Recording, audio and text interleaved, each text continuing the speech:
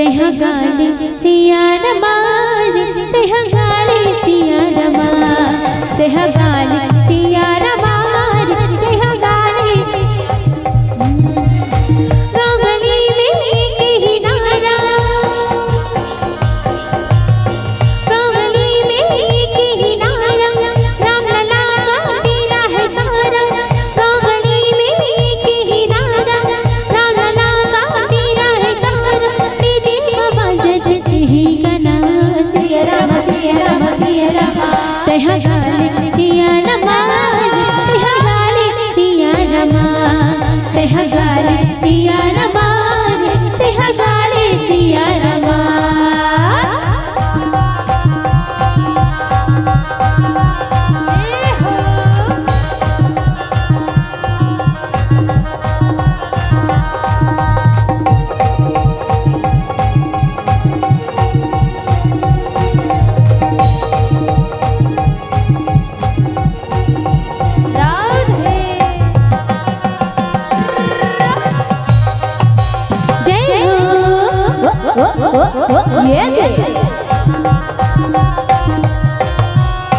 मर्यादा पुरुषोत्तम जो है, सब देवों में उत्तम वो है, सब देवों में उत्तम वो है, सब देवों में उत्तम वो है।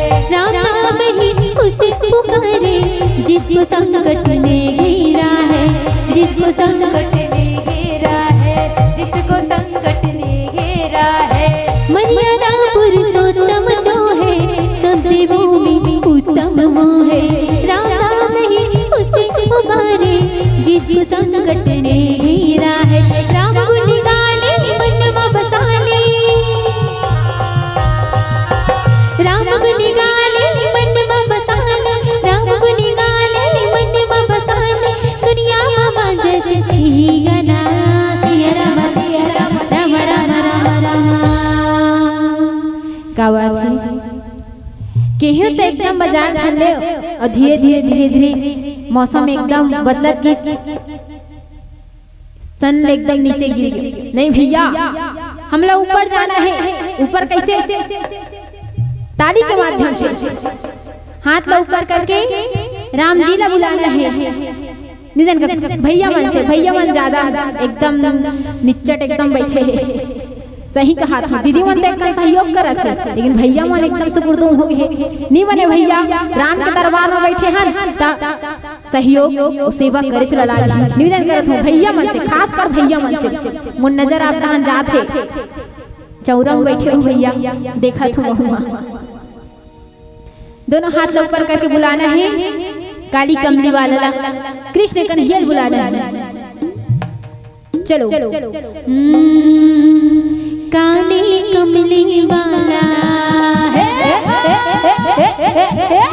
काली कमली वाला मेरा यार है, मेरी मन का मोहन तू दिलदार है, मेरी मन का मोहन तू दिलदार है।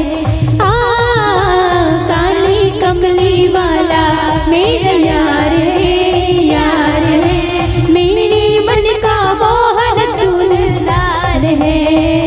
तू मेरा यार है, मेरा दिलदार है, तू मेरा यार है, मेरा दिलदार है। ओए ओए ओए काली कमली वाला जय हो, काली कमली वाला मेरा यार है, यार है, मेरे मन का मोहन तू दिलदार है।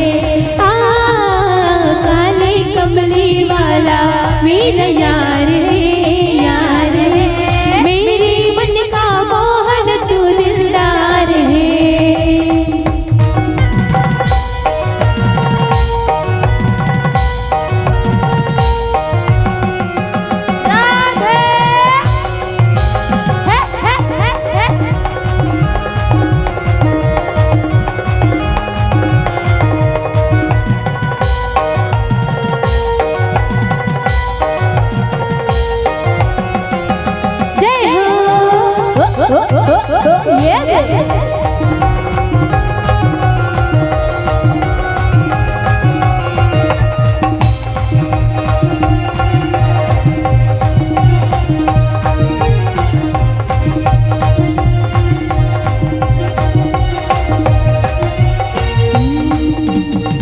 रित निभाए